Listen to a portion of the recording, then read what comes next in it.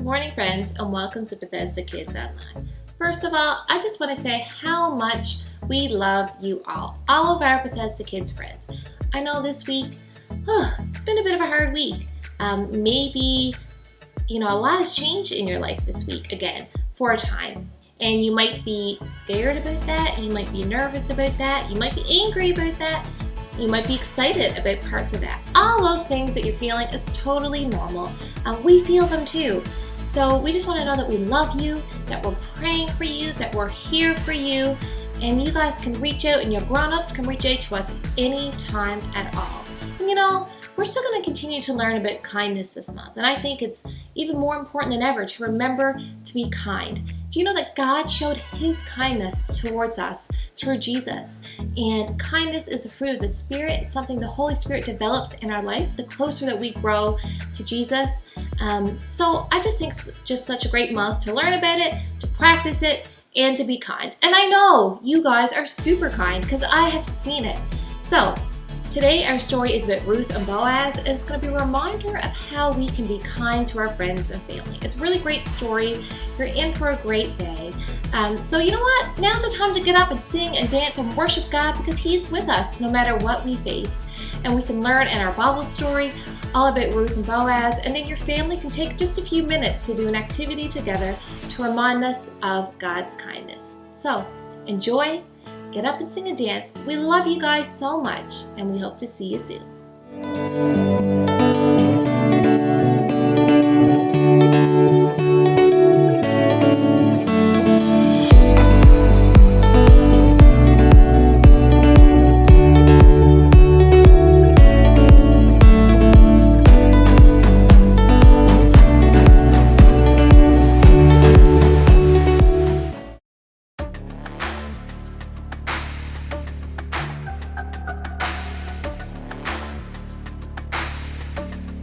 Just the facts of you and me.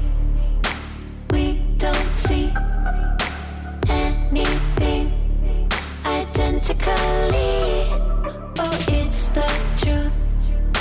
Me and you, we feel and do differently. But now I think it's time I walk across these lines. You don't look like me, don't act like me, don't even think a thought like me. But you matter to me, definitely. It don't matter, cause you matter. Kindness fits everybody. Everybody wants kindness. Kindness serves everybody. Everybody needs kindness. Kindness fits everybody. Everybody wants kindness. Kindness serves everybody. Everybody needs kindness. Why do we always run and hide? Pick our sides. Say we tried irrationally. We scream and shout. Get it out. We keep our doubts indefinitely.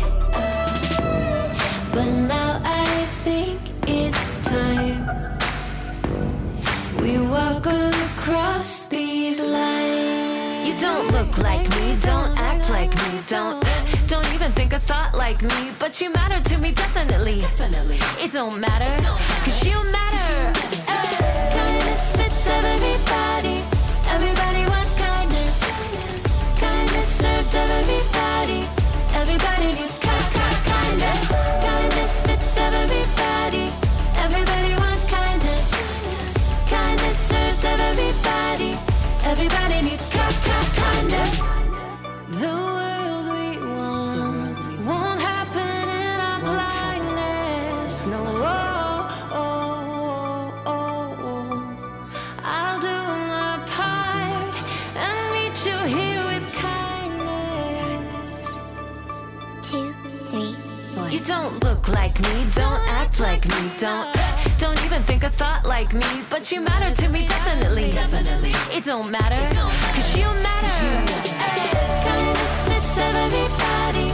Everybody wants kindness. Kindness serves everybody. Everybody needs kindness.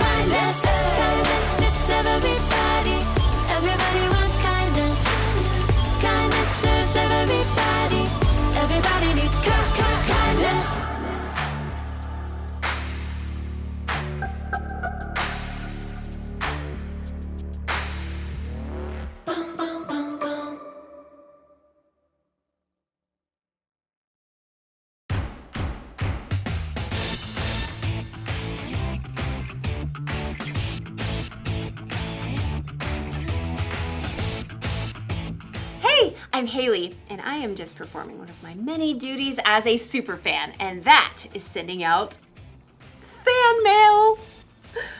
Special delivery! Ooh, see?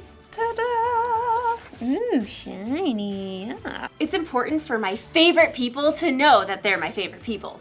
That's part of kindness. Kindness is showing others they are valuable by how you treat them. Dear Kyle, I like your smile. You can shoot basketballs a quarter mile. Let someone else rebound every once in a while. Your biggest fan.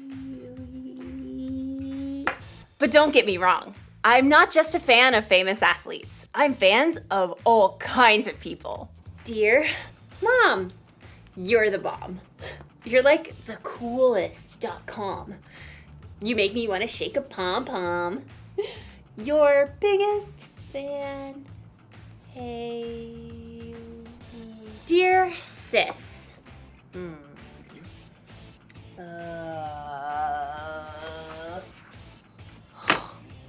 Okay. Well, I'll tell you this. The annoying way you chew is something I don't miss. And your taste in music makes me want to hiss. Your sis. Hey. Did you ever notice that it's harder to be kind to the people that you're closest to? Well, as you'll see in today's story, sometimes the people we're closest to are the people who need our kindness the most. I should probably rewrite this card to my sister. Yeah.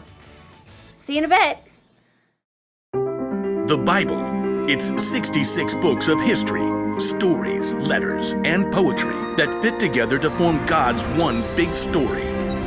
The epic adventure of how He created us and loves us so much that He made a way to rescue us. As we travel through the Bible, from Genesis to Revelation, we discover people who met God and found their lives changed forever. Now, for an amazing story. Inspired by the Book of Ruth. In the land of Moab, there lived a young woman named Ruth. She married a man from Judah and must have dreamed of a large family and many children. We'll name them Zeke and Hannah and... But Ruth's happily ever after ended before it began. Her husband died and his brother too, and that left Ruth alone with her sister-in-law Orpah and her mother-in-law Naomi, whose husband died too. I have nothing left. Naomi had come to live in Moab during a famine in Judah, but she had gotten word that there was plentiful food in her homeland again, so she planned to take a road trip. Ruth, Orpah, go back to your family homes. May the Lord show you kindness as you have shown me. So Orpah kissed her mother-in-law and left, but Ruth wouldn't budge. I'm going with you. Look, your sister-in-law is going back to her people. Don't urge me to leave you or to turn back from you. Where you go, I will go. Where you stay, I will stay. Your people will be my people, and your God, my God. Well, okay then. Finally, after a long and dusty journey, the two women arrived in Naomi's hometown of Bethlehem.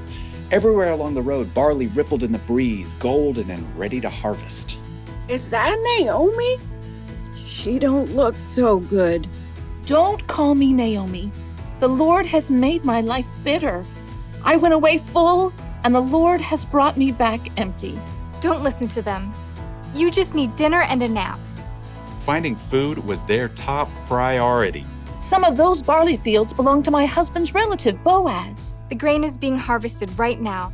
Let me go to the fields and pick up the leftovers. Go, my daughter. The law instructed the landowners to leave behind some of the harvest for people who needed food, so Ruth followed behind the harvesters, gathering every bit of barley that fell to the ground. Barley. Let's see. You can barbecue it, boil it, broil it, sauté it. Ruth worked hard in the heat of the day. In the afternoon, Boaz came out to survey the harvest. The Lord be with you. The Lord bless you! Boaz spotted Ruth hard at work and asked his overseer, Who is that young woman? She came back from Moab with Naomi. She asked if she could pick up the extra grain and has barely rested all day. Boaz was moved by Ruth's care for Naomi. he waded through the barley to speak with her. Stay here and follow along where the men are harvesting. I'll make sure no one bothers you. And when you're thirsty, you get a drink from the water jars. Why are you so kind to me, a foreigner? I've been told what you've done for your mother-in-law, how you left your homeland to come here. May the Lord reward you.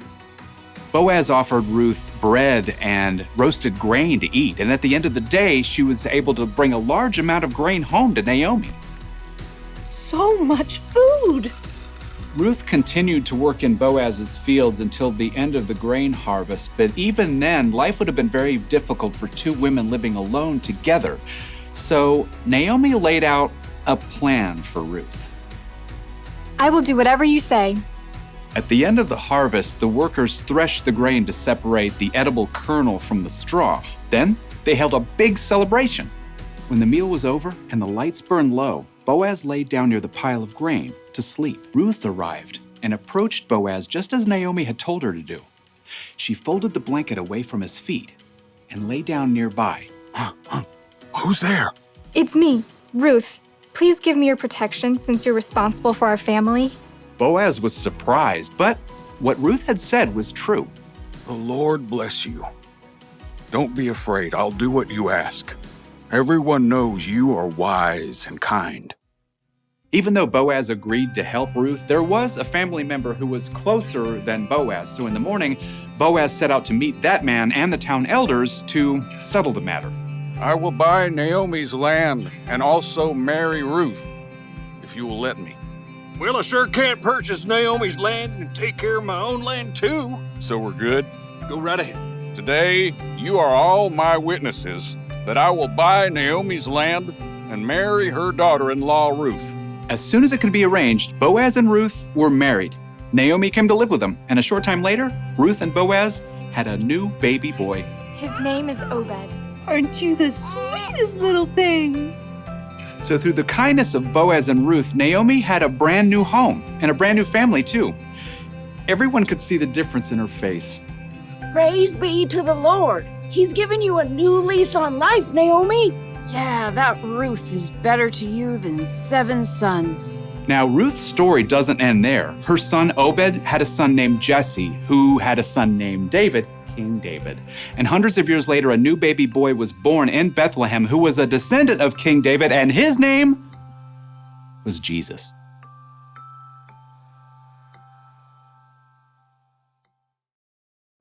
A lot of kindness was being shown in Ruth's story. Boaz was kind to Ruth, Ruth was kind to Naomi, and through them, God was kind to all of us. Did you know Ruth was the several greats later great grandmother of Jesus? Isn't that amazing? I am a huge fan of Ruth. Dear Ruth, here's the truth. I've been a big fan ever since my youth. Your biggest fan, Haley. Kindness matters, especially when it comes to the people we're closest to, like our family and friends. But the people we're closest to are the people who can also get on our nerves, right? So we're not always kind to them. Or sometimes we assume those people know how we feel about them, so we never tell them. But we shouldn't assume. We should tell people when we care about them. Or send them a letter. Special delivery to Ruth! And we should be kind to our friends and family, even when they get on our nerves, because God can use our kindness to do amazing things in their world. So here's the one thing to remember today.